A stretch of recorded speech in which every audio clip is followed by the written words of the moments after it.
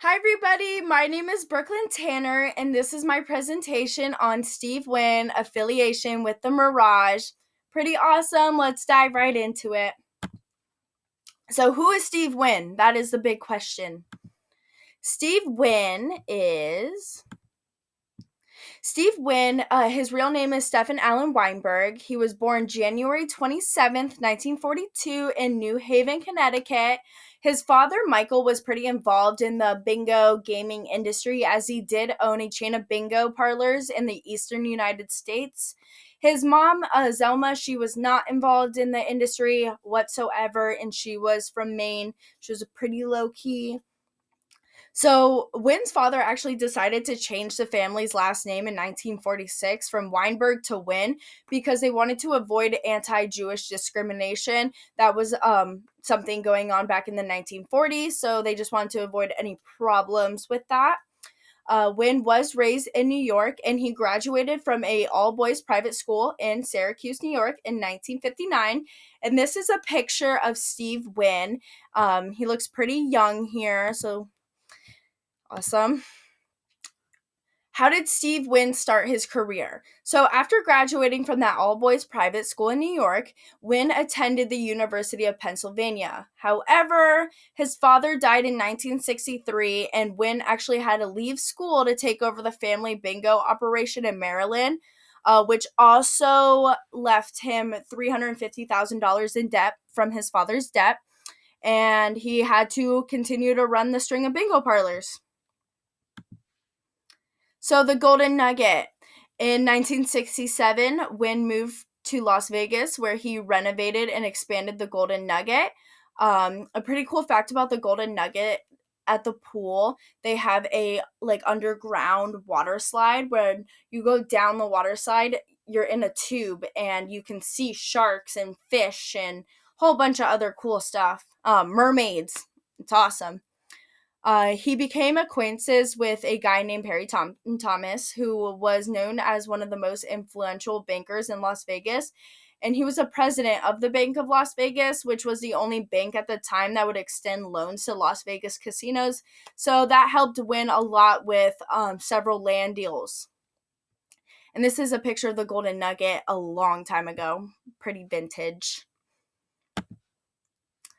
The Mirage. During the 1980s, he built the Mirage, which was a 3,044 room Polynesian themed hotel and casino resort located on the Las Vegas Strip. And it was the first time that Wynn was actually involved with the design and construction of the casino. So it was purely his thoughts, his visions, whatever he wanted, it went. The Mirage did end up opening in November 1989, and it featured extravagant, innovative themes such as an erupting volcano, which made it a pretty pinpoint destination on the Las Vegas Strip.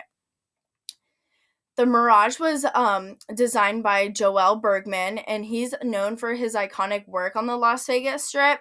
And Steve Wynn started to assemble the Mirage team. So he had a mix of people from Las Vegas and Atlantic City, which included Bobby Baldwin, Doug Poole, and Artie Nathan.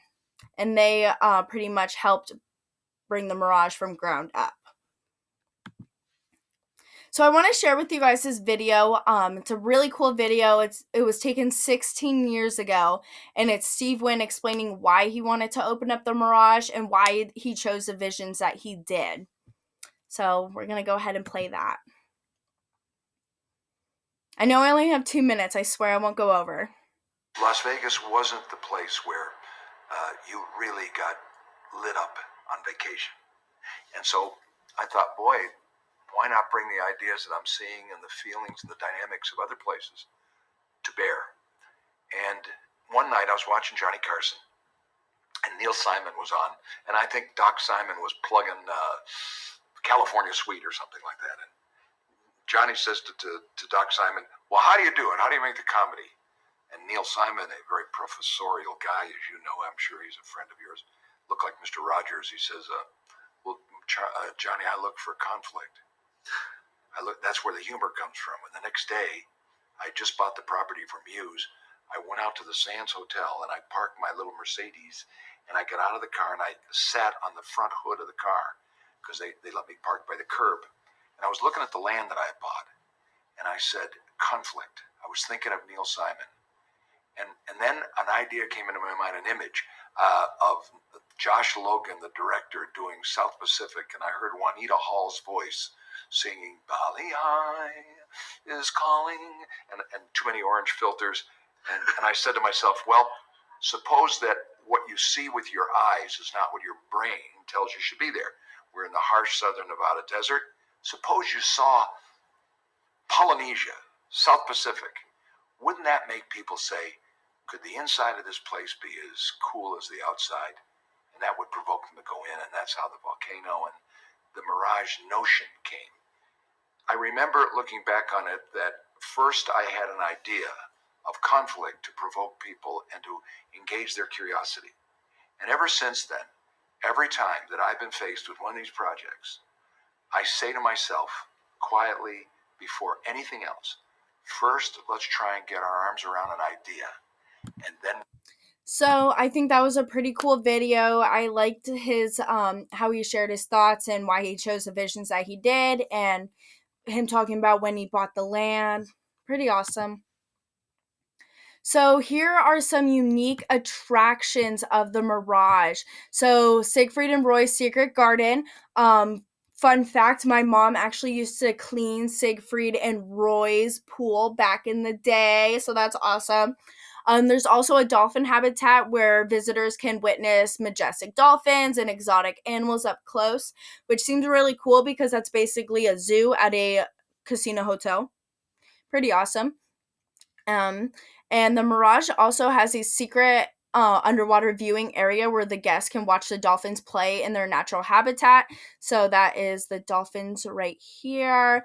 And then up above to the left is the underwater viewing area. And the Mirage also has a beautiful and iconic Love Theater. They play many shows there, like the Beatles Love Show. And another cool fact about the Mirage is that they have a total of 100 table games, which is making it one of the largest casinos in Las Vegas. Down, very last photo down on the right is a picture of one of the table games. So Bellagio Las Vegas. This was Steve Wynn's second high-end casino. The Bellagio included an artificial lake and a gallery that housed museum-quality artworks. And Bellagio is credited as a luxury destination for wealthy travelers in the 1990s. So I included two pictures here of the Bellagio. They do have a water show on that lake that plays, I think, every 12 to 15 minutes. They have a big, huge water show. It's pretty awesome. Super cool at night, too. So how did Steve Wynn and his creations transform Las Vegas? It was the first modern Vegas experience that expanded far beyond gambling and traditional entertainment. There was so much more to see and do at the Mirage. There was the theater shows, the erupting volcanoes, the dolphin habitat.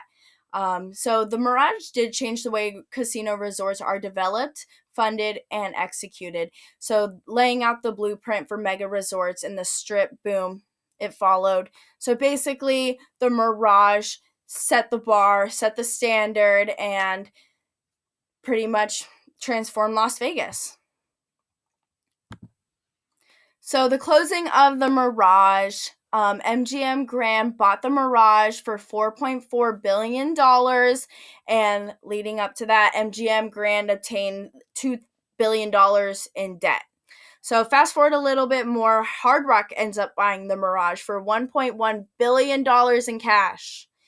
Hard Rock International plans to gut the entire third wing hotel of the hotel and casino in order to expand and upgrade the property, which so very sadly, super sad. It includes removing the erupting volcano attraction. I know a lot of people are going to be super disappointed about that. I know I am for sure. I love the volcano attraction. One of the coolest things on the Las Vegas Strip.